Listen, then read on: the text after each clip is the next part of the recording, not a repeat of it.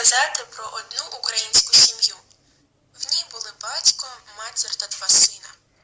Молодший син Василь завжди слухався та допомагав батькам, а старший Микола не слухався та не допомагав.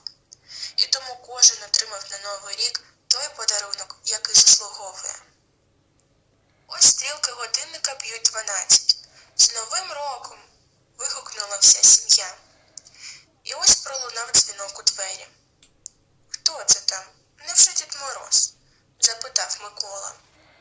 «Я відчиню», – каже батько. «Хо-хо-хо!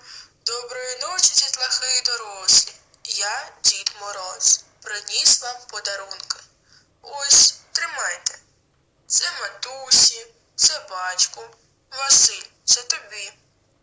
«Дякуємо тобі», – сказали всі вони як один, окрім Миколи.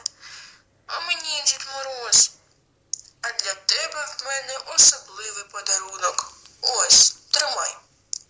«Навіщо мені метла?» – здивувався Микола. «Щоб не лінувався і допомагав своїй родині, а наступного Нового року подивимось на твою поведінку». Тож знайте, хто як працював весь рік, той і отримає відповідні подарунки.